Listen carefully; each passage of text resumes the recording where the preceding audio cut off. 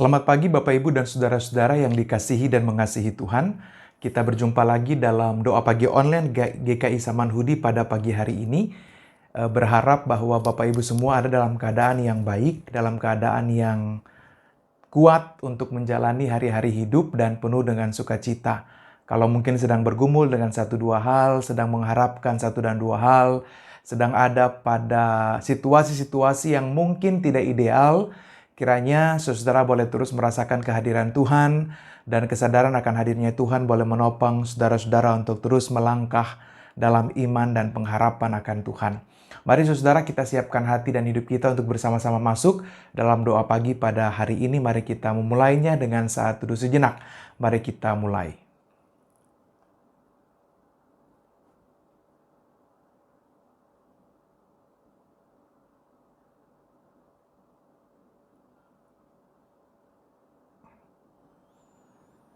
Bapa yang baik, kami berterima kasih kalau pada hari ini Engkau telah menopang, memberkati, menghadirkan hari baru bagi kami. Kami menjalaninya dalam satu keyakinan bahwa Tuhan bersama-sama dengan kami dan Tuhan menghadirkan rahmat-Mu untuk terus menopang kami.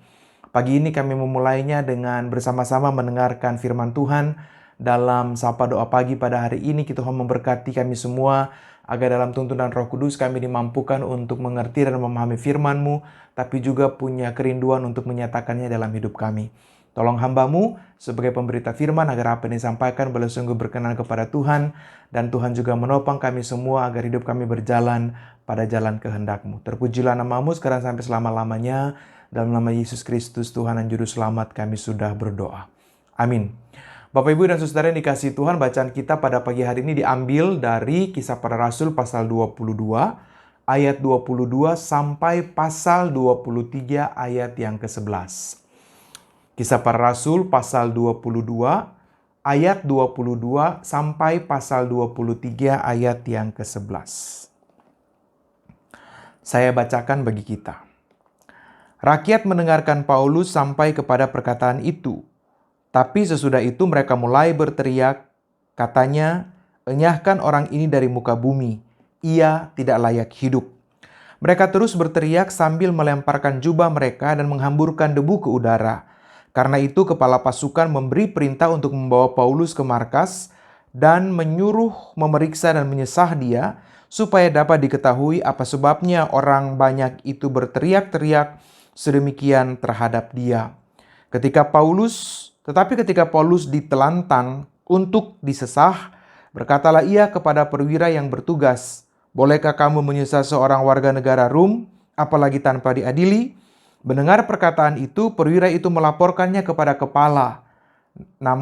kepala pasukan, katanya, "Apakah yang hendak engkau perbuat? Orang itu warga negara Rom." Maka datanglah kepala pasukan itu kepada Paulus dan berkata, "Katakanlah, benarkah engkau warga negara Rom?" Jawab Paulus, "Benar." Lalu kata kepala pasukan itu, "Kewarganegaraan itu kubeli dengan harga yang mahal." Jawab Paulus, "Tetapi aku mempunyai hak itu karena kelahiranku." Maka mereka yang harus menyesah dia segera mundur, dan kepala pasukan itu juga takut setelah ia tahu bahwa Paulus yang ia suruh ikat itu adalah orang Rom. Namun kepala pasukan itu ingin mengetahui dengan teliti apa yang telah dituduhkan orang-orang Yahudi kepada Paulus. Karena itu pada keesokan harinya ia menyuruh mengambil Paulus dari penjara dan memerintahkan supaya imam-imam kepala dan seluruh mahkamah agama berkumpul. Lalu ia membawa Paulus dari markas dan menghadapkannya kepada mereka. Sambil menatap anggota-anggota mahkamah agama, Paulus berkata, "Hai saudara-saudaraku, sampai kepada hari ini aku tetap hidup dengan hati nurani yang murni di hadapan Allah." Tapi Imam Besar Ananias menyuruh orang-orang yang berdiri dengan Paulus menampar mulut Paulus. Membalas itu Paulus berkata kepadanya, "Allah yang akan menampar engkau, hai tembok yang dikapur putih-putih. Engkau duduk di sini untuk menghakimi aku menurut hukum Taurat, namun engkau melanggar hukum Taurat oleh perintahmu untuk menampar aku." Dan orang-orang yang hadir di situ berkata, "Engkau mengejek imam besar." Jawab Paulus, "Hai saudara-saudara, aku tidak tahu bahwa ia adalah imam besar. Memang ada tertulis, janganlah engkau berkata jahat tentang seorang pemimpin bangsamu. Dan karena ia tahu bahwa sebagian dari mereka itu termasuk golongan Saduki, orang Saduki, dan sebagian termasuk golongan orang Farisi, ia berseru ke dalam mahkamah agama itu katanya, "Hai saudara-saudaraku, aku adalah orang Farisi, keturunan orang Farisi. Aku dihadapkan ke mahkamah ini karena aku mengharap akan kebangkitan orang mati." Sehingga ketika ia berkata demikian, timbullah perpecahan antara orang-orang Farisi dan orang-orang Saduki, dan terbagi-bagilah orang banyak itu. Sebab orang Saduki mengatakan bahwa tidak ada kebangkitan dan tidak ada malaikat atau roh, tapi orang-orang Farisi mengakui kedua-duanya. Maka terjadilah keributan besar. Beberapa litaurat dari golongan orang Farisi tampil ke depan dan membantah dengan keras, katanya, "Kami sama sekali tidak menemukan sesuatu yang salah pada orang ini. Barangkali ada roh atau malaikat yang telah berbicara kepadanya." Maka terjadilah perpecahan besar sehingga kepala pasukan takut kalau mereka akan mengoyak-ngoyakkan Paulus. Karena itu ia memerintahkan pasukan untuk turun ke bawah dan mengambil Paulus dari tengah-tengah mereka dan membawanya ke markas.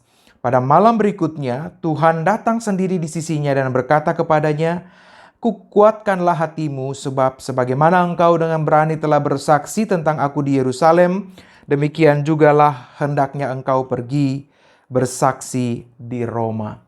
Bapak, Ibu, dan saudara-saudara yang dikasihi dan mengasihi Tuhan, itulah bagian bacaan kita pada pagi hari ini yang secara garis besar berbicara tentang sebuah peristiwa yang menakutkan yang terjadi pada Paulus. Sebuah peristiwa semacam persekusi yang dialami oleh Paulus, dikelilingi oleh orang-orang Yahudi yang begitu beringas pada masa itu, karena Paulus memang begitu berani memberitakan tentang kerajaan Allah, tapi kemudian mereka menentang dia, berkaitan juga dengan spekulasi-spekulasi dari para pemimpin agama Yahudi yang ada pada waktu itu. Nah saudara, dari gambaran umum kisah ini kita menemukan bahwa peristiwa yang begitu menakutkan, peristiwa yang begitu beringas, keadaan yang begitu membuat Paulus atau juga membuat orang-orang yang hadir pada waktu itu tentu diliputi oleh ketakutan yang luar biasa. Tapi kita menemukan kesan di sana bahwa Paulus ada dalam keadaan yang begitu kuat. Dia begitu stabil untuk menghadapi peristiwa yang begitu menggenaskan. Memang di sana juga kita melihat ada beberapa diplomasi yang dilakukan oleh Paulus. Misalnya, dia menekankan tentang kewarganegaraan Romawi yang dia punya. Nah mungkin dari Bapak Ibu saudara-saudara ada yang berkata, kok bisa Paulus orang Romawi? Bukankah selama ini dia dikenal sebagai orang Yahudi tulen? Nah Bapak Ibu, kemungkinan besar bahwa kewarganegaraan Romawi itu dia dapatkan sejak lahir karena orang tua atau leluhur Paulus mengabdi kepada warga negara Romawi, dan karena itu keluarganya mendapatkan hak itu sejak kelahirannya, atau mendapatkan hak istimewa itu sebagai pelayan bagi dalam kerajaan Romawi. Sehingga memang hak itu dia dapatkan, tapi juga karena kelahiran dari keturunan yang mendapatkan hak istimewa itu, tapi memang secara garis keturunan dia adalah seorang warga keturunan Yahudi. Jadi artinya sebagai warga negara dia adalah warga negara Romawi, tapi dia berasal dari keturunan asli Yahudi. Kurang lebih pemahamannya seperti itu. Mungkin bisa dibandingkan misalnya ada orang-orang yang telah menjadi warga negara Amerika tapi mereka keturunan Indonesia. Kita bisa katakan begitu. Atau ada orang-orang yang telah menjadi warga negara Indonesia tapi mereka keturunan bangsa lain. Itu menjadi satu hal yang umum atau lumrah terjadi. Nah Bapak Ibu dan Saudara, kita melihat bahwa di tengah-tengah situasi dan peristiwa yang ada, proses demi proses, situasi demi situasi itu terjadi. Dan menariknya adalah bahwa ketika saudara-saudara membaca teks-teks selanjutnya dari bacaan yang kita baca tadi, kita menemukan bahwa Paulus masih terus melakukan pekerjaan pemberitaan Injil lewat berbagai saluran atau lewat berbagai kemungkinan yang dibukakan Tuhan lewat para penguasa yang ada pada waktu itu. Nah, teks kita pada hari ini berakhir dengan sebuah pengalaman iman yang begitu luar biasa ketika Paulus pada akhirnya boleh berjumpa dengan Tuhan. Pada bagian akhir di ayat 11 tadi kita menemukan pada malam berikutnya Tuhan datang berdiri di sisinya dan berkata kepadanya, "Kuatkanlah hatimu. Sebab sebagaimana engkau dengan berani telah bersaksi tentang aku di Yerusalem, demikian jugalah hendaknya engkau pergi bersaksi di Roma." Dan memang nanti Paulus akan berakhir di Roma, ibu bapak dan saudara-saudara. Tapi menariknya adalah bahwa di tengah-tengah kehidupan yang penuh dengan tantangan pelayanan yang begitu luar biasa, Di tengah-tengah peristiwa persekusi yang baru saja dihadapi, Tuhan hadir dan Tuhan menyatakan, kuatkanlah hatimu. Bapak, Ibu, dan saudara-saudara yang dikasihi dan mengasihi Tuhan, ketika saudara dan saya tampil dalam perjalanan hidup, kita menjalani hidup kita dengan pengalaman-pengalaman yang begitu luar biasa. Mungkin kita mengalami hal-hal yang tidak menyenangkan, hal-hal yang tidak mengenakan, karena kita hidup sesuai dengan hukum-hukum Tuhan, kita hidup sesuai dengan kehendak Tuhan. Mungkin kita ada pada situasi di mana kita terjebak, mau pilih jalan menurut ukuran-ukuran dunia, atau tetap mempertahankan iman kita menurut ukuran-ukuran Tuhan. Mungkin kita sedang bergumul antara pilihan untuk mengambil keputusan-keputusan penting dalam hidup. Tapi keputusan-keputusan itu ada pada dua arus yang bertentangan dengan luar biasa dalam ketidaksetiaan dan juga kesetiaan kepada Tuhan. Bacaan kita pada hari ini menjadi sebuah peneguhan bagi saudara dan saya bahwa sekalipun kita diperhadapkan pada persoalan-persoalan yang serius karena iman kita kepada Tuhan, sekalipun mungkin kita mengalami kesulitan-kesulitan, bahkan penderitaan dan kesukaran karena beriman kepada Tuhan, sekalipun mungkin kita kehilangan keuntungan-keuntungan menurut versi dunia, tapi kita mau tetap memilih setia dan beriman kepada kehendak Tuhan, kepada Tuhan dan kehendaknya, maka Tuhan yang telah menyapa Paulus juga mau menyapa saudara dan saya pada hari ini dengan mengatakan, kuatkanlah hatimu. Artinya apa? Jangan pernah lengah dan jangan pernah mundur untuk memilih jalan yang lain yang bukan kehendak Tuhan. Sebab ketika kita bersepakat untuk memilih Tuhan dan Tuhan senantiasa meneguhkan dan menguatkan kita, maka seperti Paulus, dia juga mau memakai saudara dan saya untuk melakukan perbuatan-perbuatan yang luar biasa dalam jalan kehendaknya. Bapak, Ibu, dan saudara-saudara yang dikasihi dan mengasihi Tuhan, memang untuk terus meneguhkan dan menguatkan hati, mewujudkan panggilan pada jalan Tuhan, tantangannya luar biasa. Paulus mengalami persekusi yang begitu hebat, tapi kisah-kisah selanjutnya menunjukkan bahwa Tuhan melepaskannya karena Tuhan masih punya maksud dengan Paulus.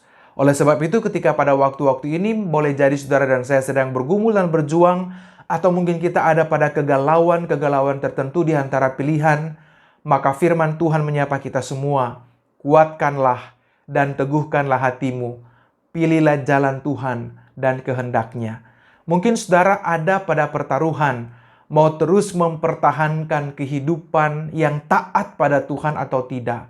Maka firman Tuhan menyapa, kuatkanlah hatimu. Mungkin saudara ada pada situasi untuk berbuat tidak adil pada orang lain.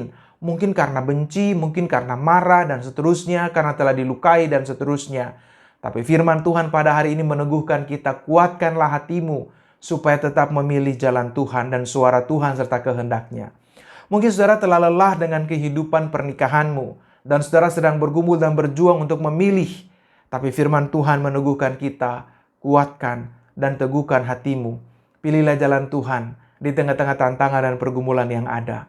Mungkin saudara sedang ada pada pilihan-pilihan untuk berbuat tidak adil, untuk juga mungkin terjebak untuk mengambil hak-hak orang lain, untuk berjalan pada jalan yang Tuhan tidak kehendaki. Tapi firman Tuhan pada pagi hari ini meneguhkan kita, kuatkan dan teguhkan hatimu, supaya kita bisa terus memilih jalan Tuhan, bergumul bersama dengan Tuhan, memenangkan berbagai tantangan dan pergumulan hidup. Boleh jadi saudara sedang bergumul dan berjuang, mengalami penyesahan yang luar biasa, mengalami masalah-masalah karena beriman kepada Tuhan, karena memilih aturan-aturan Tuhan atau memilih kehendak Tuhan dalam hidup.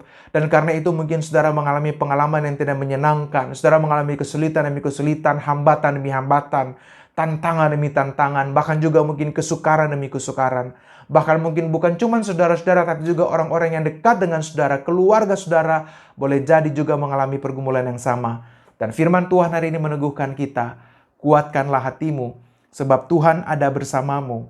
Tuhan menuntunmu untuk terus melangkah, untuk menjadi saluran berkat, menghadirkan kesaksian tentang Tuhan dan karya-karyanya dalam seluruh perjalanan hidup saudara-saudara. Karena itu Bapak, Ibu, dan saudara, biarlah melalui pengalaman iman Paulus, tapi juga melalui pengalaman bagaimana Tuhan bekerja dan berkarya, kita mau terus mengalami Tuhan, menyadari kehadirannya, dan Tuhan mau terus berkata kepada saudara dan saya, kuatkanlah hatimu. Artinya, bahwa keberpihakan Tuhan kepada mereka yang tetap setia kepadanya adalah hal yang mutlak. Keberpihakan Tuhan bagi mereka dan peneguhan Tuhan kepada mereka yang terus ada pada jalan Tuhan adalah jaminan yang Tuhan hadirkan bagi setiap orang yang percaya kepadanya. Mungkin masalah kita berakhir tidak seperti yang kita kehendaki. Boleh jadi kita tidak menyukai secara manusia apa yang terjadi dalam pergumulan kita, dan tampaknya kita seperti orang-orang yang kalah. Tapi firman Tuhan ini meneguhkan saudara dan saya bahwa mungkin saja kegagalan-kegagalan itu Tuhan boleh pakai untuk menjadi alat dalam tangannya membentuk kita menjadi pribadi-pribadi yang makin hari makin berkenan kepada Tuhan. Yang paling utama adalah bagaimanapun pergumulan itu berakhir, Tuhan hadir bersama-sama dengan kita dan Dia menyapa kita untuk terus teguhkan hatimu. Karena itu Bapak Ibu dan saudara-saudara, kuatkanlah hatimu karena Tuhan ada bersama-sama dengan kita. Tuhan menolong dan Tuhan memberkati kita supaya semakin diteguhkan dalam menjalani hari-hari hidup dari waktu ke waktu. Tuhan memberkati kita. Amin. Mari saudara kita bersatu di dalam doa. Bapa di surga, kami berterima kasih untuk firman-Mu pada hari ini. Pengalaman iman Paulus bersama-sama dengan Tuhan meneguhkan kami bahwa tantangan dan pergumulan hidup yang sementara kami alami karena beriman kepada Tuhan, karena mau hidup benar di hadapan Tuhan, dapat kami lalui dengan baik. Karena Tuhan berkata kepada setiap kami yang setia padamu, kuatkanlah hatimu. Maka biarlah bersama-sama dengan Tuhan kami boleh terus diteguhkan. Sebagai sesama komunitas umat beriman, kami juga saling meneguhkan dalam perbuatan-perbuatan baik. Dan biarlah bersama-sama dengan Tuhan kami dapat terus melangkah dalam iman dan pengharapan untuk mewujud nyatakan kasih-Mu yang telah kami terima di tengah-tengah dunia ini. Kami berdoa kiranya Tuhan menopang kami di tengah-tengah berbagai tantangan dan pergumulan hidup, supaya kami boleh semakin mengerti dan memahami apa yang Tuhan maksudkan, apa yang Tuhan kehendaki dalam perjalanan hidup kami bersama. Kami berdoa kiranya Tuhan memberkati setiap kami dalam beraktivitas pada hari ini. Biarlah kemanapun kami pergi, kami boleh terus menyaksikan Tuhan dalam cara bagaimana kami hidup. Dengan demikian kami mengerti apa yang Tuhan kehendaki bagi kami dan apa yang perlu kami kerjakan di tengah-tengah hidup yang Tuhan masih anugerahkan. Doa kami menyerahkan mereka yang sedang bergumul dan berjuang dalam sakit, dalam kehilangan, dalam pergumulan-pergumulan di tengah pekerjaan, dalam relasi dengan orang-orang yang mereka kasihi. Kiranya Tuhan meneguhkan mereka untuk terus memilih jalan Tuhan, memilih kehendak-Mu, apa yang terbaik yang Tuhan nyatakan bagi mereka. Juga kami berdoa menyerahkan bangsa kami di tengah-tengah berbagai tantangan dan kesulitan, pergumulan demi pergumulan. Tuhan juga memberkati para pemimpin bangsa kami. Kami berdoa menyerahkan gereja Tuhan di mana-mana tempat. Kami berdoa menyerahkan gereja kami, GKI Samanhudi secara khusus. Tuhan juga memberkati dan Tuhan menopang agar seluruh format pelayanan yang ada boleh semakin relevan dan menjadi berkat bagi kehidupan bersama. Pada akhirnya kami serahkan seluruh aktivitas pada hari ini. Kami akan melaksanakan aktivitas di rumah atau yang di luar rumah. Kami akan mengambil keputusan-keputusan penting. Kami akan mengambil pertimbangan-pertimbangan tertentu dalam hidup, dan itu menyangkut kehidupan orang banyak ataupun kehidupan yang jauh lebih penting. Kiranya Tuhan memberkati dan Tuhan topang kami dalam hikmat-Mu.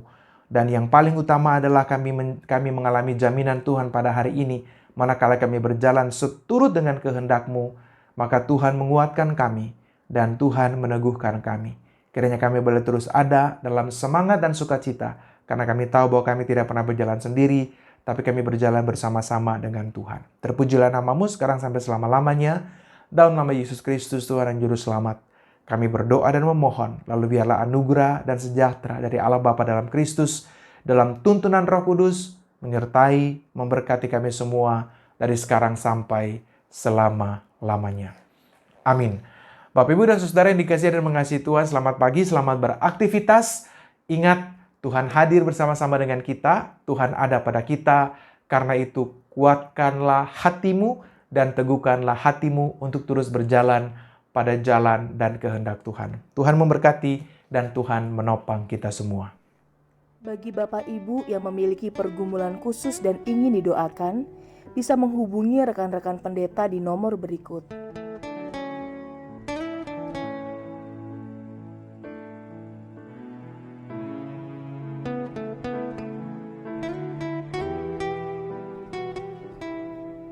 Tuhan Yesus memberkati.